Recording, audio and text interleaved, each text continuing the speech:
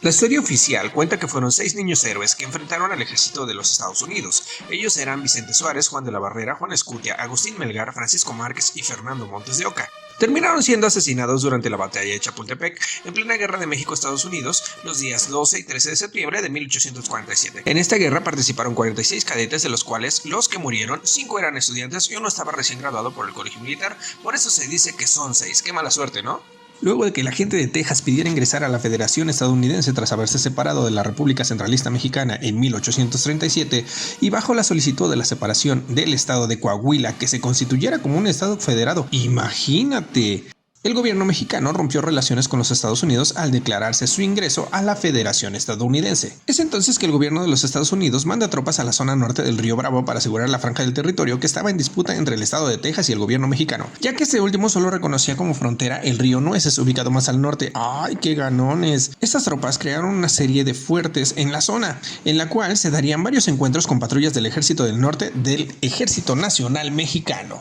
Es así como Estados Unidos renueva las solicitudes del gobierno mexicano para pactar la venta de los territorios del norte de México, pero al recibir las negativas de este, empieza una serie de jugarretas como fueron la toma de San Francisco en el 45 y la inmigración ilegal de miembros de la Iglesia Mormona del Lago Salado, que pertenecía al territorio mexicano de Nuevo México en 1846 y que posteriormente se convirtió en el territorio de Utah. ¡Qué agarrados! Declarada la guerra por parte de Estados Unidos el 25 de julio de 1846, luego del sitio de la fortaleza de Texas al norte del río Bravo, y por parte de México el 23 de mayo de 1846, se iniciaron una serie de expediciones por parte del ejército regular de los Estados Unidos en los territorios del norte para apoyar las insurrecciones de los emigrantes ilegales anglosajones. Ay, no me interesa. Bueno, pasaron por California, Nuevo México y declararon el territorio como repúblicas independientes para su anexión a los Estados Unidos. Debido al bajo número y la poca preparación de las fuerzas mexicanas, estas expediciones fueron exitosas y para poder asegurar la posesión de los territorios, debieron empezar con las expediciones sobre las ciudades de Monterrey y la Ciudad de México,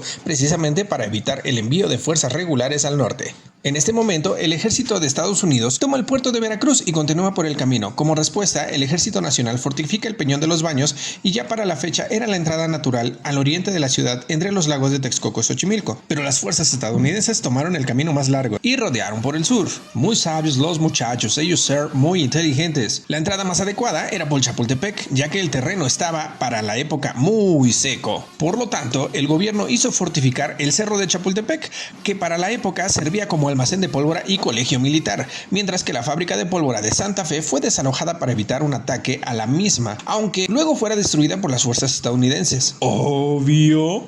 Aquí es donde entran los niños héroes. Si tienes un concepto de los niños héroes como este,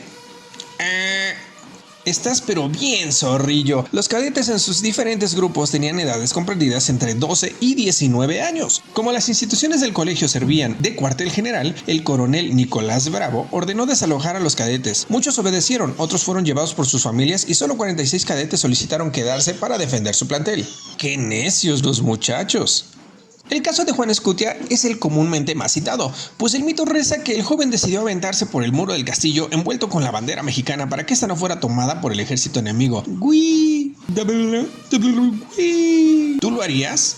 El ejército estadounidense finalmente tomó el control del castillo de Chapultepec, arriando la bandera mexicana del colegio.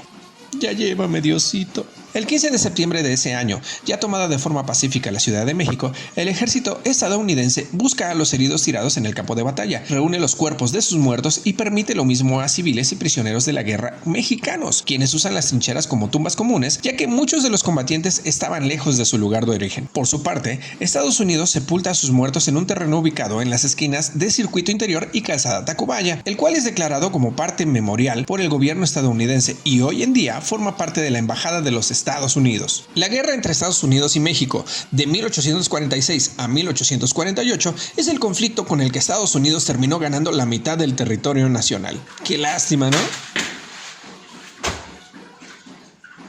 ¿Tú qué hubieras hecho? ¿Serías igual de patriota? ¿Te aventarías con tu bandera del castillo de Chapultepec? Aunque te ordenaran dejar tu base, ¿tú seguirías defendiéndola? Después de esto, ¿entiendes qué es soberanía? Si hoy en día México estuviera en guerra, ¿tú participarías?